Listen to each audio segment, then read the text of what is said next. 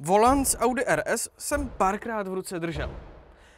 Ale ani jednou u toho nebyl takhle dobrý výhled. Dneska nesedíme v Audině RS. Dneska nesedíme ani v normálním osobáku a nesedíme ani v normálním kamionu. Dneska sedíme v dakarském speciálu, dakarském traku, který je český a ze spousty důvodů jedinečný. Tohle je totiž nákladák MKR Racing.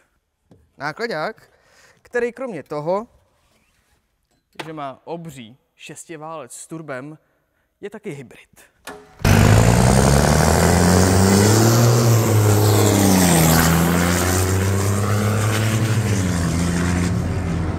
Tady to máme dvě dakarské auta, nebo respektive dvě rally auta, které vlastně jezdí základně Dakar a rally v Maroku. Co se týče rally v Maroku, tak Maroko Desert Challenge a Rally de Maroc, který se jede teď na podzim, kde se budeme opět účastnit. Byli jsme tam loni, letos, jelikož nám nedovolili startovat na Dakaru, tak jsme jeli ještě právě Maroko Desert Challenge, který teda jsme s tímhletím autem i vyhráli, nebo respektive náš jezdec Sky Husing.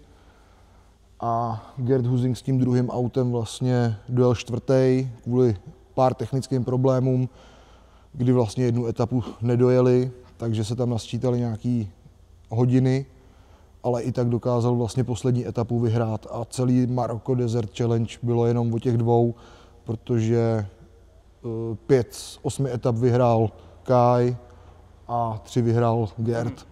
Všechno jenom Husingovi.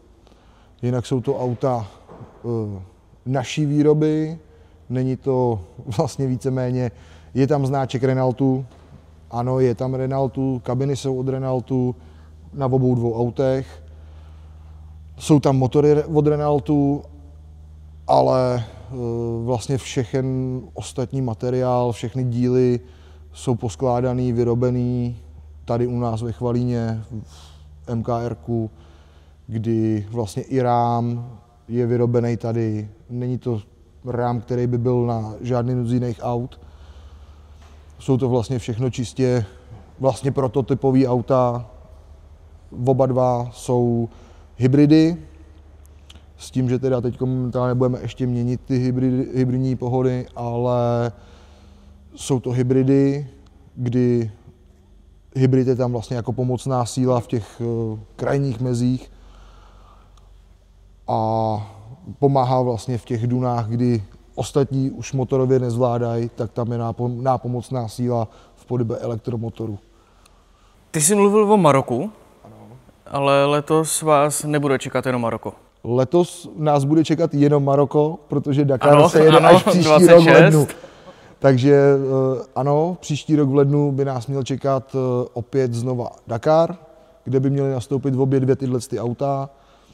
Opět s posádkou Gerta a Kaje Husing, Holanďani, s tím, že náš pan šéf je teda momentálně i v tomhletom autě přímo mechanik, takže vlastně poprvé v životě on jede jako mechanik v autě. Doteďka vlastně byl pouze majitelem firmy, stvořitelem těch dvou bestií, ale od vlastně loňského roku si ho vyžádal právě sám Gerd, že potřebuje mechanika, který o těch autech ví a který vlastně bude jemu fakt hodně nápomocný, takže si prosadil, že bude jezdit s ním. Takže od loňského roku, vlastně od loňského Maroka jezdí už v kabině taky. Říkal jsi bestie? Jaký jsou to bestie v číslech? Bestie v číslech jsou takový, že tohle teda dokonce má přezdívku Beast, tohle to dědek, protože je nejstarší momentálně, ale bestie s tím, že tam jsou motory 12,8 litrů, šestiválce řadový, samozřejmě s turbem a ty vlastně vyprodukují výkon nějakých 1150 koní a přes 4000 Nm kroutícího momentu, s tím, že teda jsou doplněný potom elektromotorama, který jsou sice jenom pomocný, ale taky plus minus nějakých 170, 180 koní přidají v těch krizových situacích, ale ještě s plus minus 1200 až 1500 Nm krouťáků. Máte naměřený zrychlení? Naměřený zrychlení oficiálně není. Nikdo se asi neodvažuje, nebo nevím, protože ty čísla jsou potom asi zajímavý, ale bylo zkoušeno jenom tady s kolegama vlastně jakoby soutěž proti Audi S-kový a zrychlení z 0 na 100 má tohleto možná, že o něco lepší. Na to, že to má těch přes 9 tun, tak si myslím, že je docela zajímavá sranda. Maximálka? Maximálka opět je vlastně víceméně nezměřená, protože asi málo bláznů bych na tomhle chtěl zkoušet maximálku s tím, že teď jsou tam všude nastavený omezovače podle pravidel Dakaru a Maroka, kdy je maximálka 135 km za hodinu. Samozřejmě dalo by to podstatně víc. Z mýho pohledu si myslím, že by to šlo hodně přes 200. No a co se týče příprav, my vlastně máme začátek července. Podzim je velice, velice blízko. Co vás ještě čeká, než se vrhnete na Maroko? Co se týče příprav, tak těch příprav je spousta. Ty auta musí být opravdu ve 100% technickém stavu. Jak říká náš pan šéf, čím líp si připravíš auto před závodem, tím méně práce máš při závodech. Pokud se opravdu něco nepokazí, tak opravdu to je potom jenom o tom, že to je víceméně údržba a kontrola. Takže vlastně, co se týče příprav, tak všechno zkontrolovat, výměna per, pružin, vlastně výměna náplní a kompletní kontrola všech spojů. Všechno vlastně máme, že jo, na nějaký momenty, takže vlastně všechno se musí zkontrolovat. Víceméně v kabině třeba tam se není co, ale musí se zkontrolovat chladiče, jestli někde netečou, veškeré těsnosti, netěsnosti. Pak, že jo, se právě jede za cca 2 měsíce nebo měsíc a 3/4 se jede testovat do Polska, kde vlastně vyzkoušíme to, jestli jsme měli tu přípravu tak dobrou a máme ještě čas na to vlastně, když tak tu přípravu doladit, než se odjede do toho Maroka. Tam se ještě testuje hlavně, že jo, nastavení tlumičů, nastavení vlastně celého auta, podvozku. Takže vlastně tam se nám ukáže vlastně, jak moc dobrou přípravu jsme měli před tím testováním a přípravou na to Maroko. The Dakar began in 2015, but MKR, if I have to talk about the history, started in 2009. Before that, I was 10 years in Bugira. Bugira is also a Czech team, very known. And I get the chance with Renault Trucks Leo to get a manufacturer contract. So there we started truck racing until 2013. So you're not doing only this, but truck racing, which is the circuit. Still today, my X-Trucks, I service the engines. I give a service support on the race circuit in France, French Championship. Yes, still both actions, let's say. So those all trophies are from truck racing? These are from truck racing. These are 45% only and from 3 years. 3 years, all this? Yes, all what you see here. It was 3 years because there was a constructor championship and pilot. But the pilots, of course, they take their trophies home. Yeah. All what you see here, it's from constructor championship because we won it 3 years in raw. So every race weekend we got 12 or 13 pohare, let's say. And yeah, these are the cups which you see there. And when the idea to start with Dakar struck? Actually, it came because Aleš Lobre, he persuaded me for 3 years to make him an engine. So finally, I got the green light from Renault Trucks that for external customer, if it's not belong truck racing, I'm allowed to make him an engine. We were quite successful this year. It was in 2014. And that was my first Dakar. And I came back totally infected. And I say, these are something for big boys.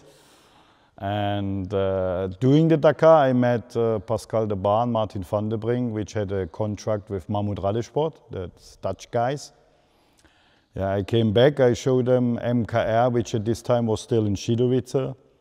And they saw that the job what we are doing looks serious, and we signed a 3 years contract. So like this, I jumped into Dakar business.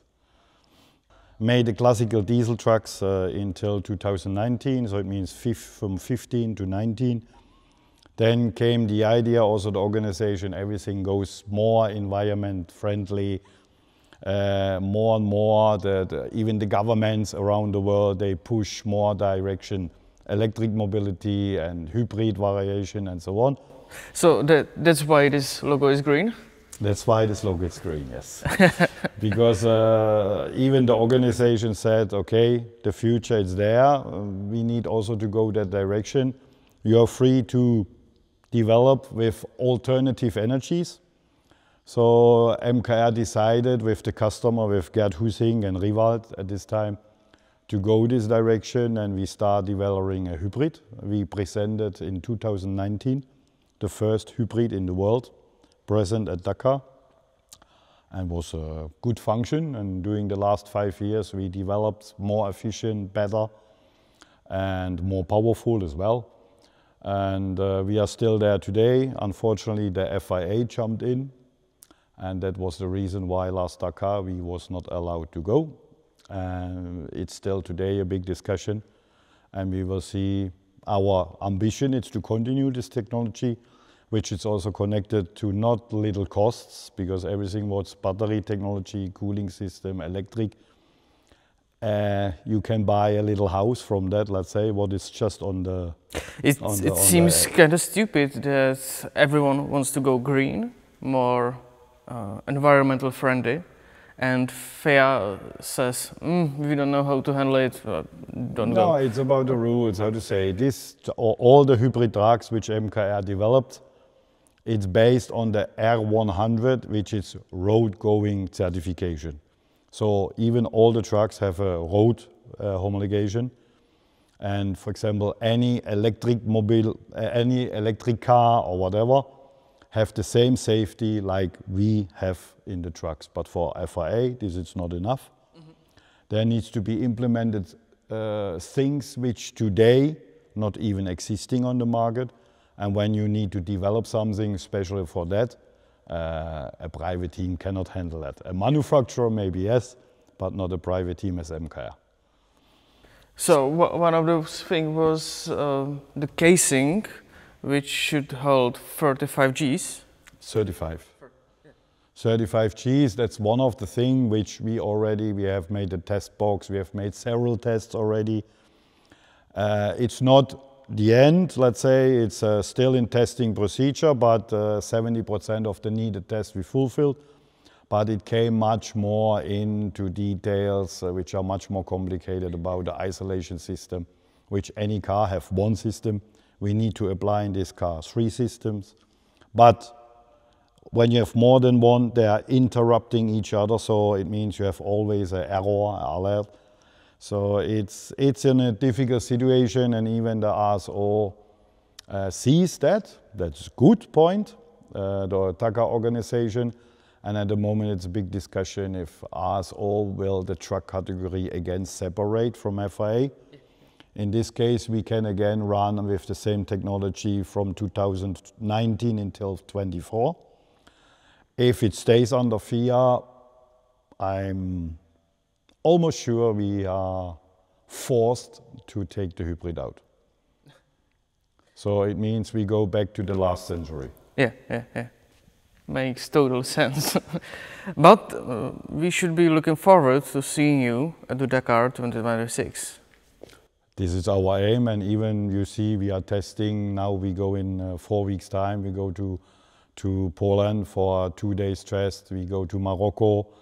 But I would say from today, the next 2 weeks are quite important. Even today, this morning, I spoke to Gerd about the situation. And we will wait for the next 2 weeks to get a decision from ASO, because it's not about FIA. FIA I'm to 99% sure we are not able to fulfill their requirements. It's first costs and second time frame. We tried, let's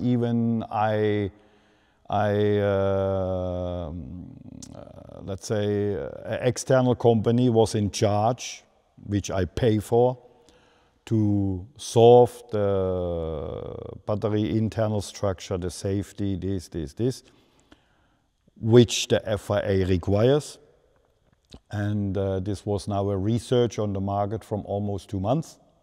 Today we have no solution for it. That's kind of sad, but it is what it is. So. It is what it is. Our aim, even all the partners, because we have a lot of sponsors which are on board because we have the hybrid, because we go the new direction.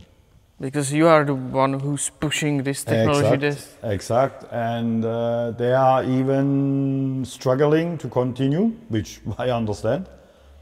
And even there are huge spedition companies from Holland which are sponsor, which in their own internal fleet, they go hybrid direction, full electrical truck and so on. And today, because of the fear, maybe we are not able to run.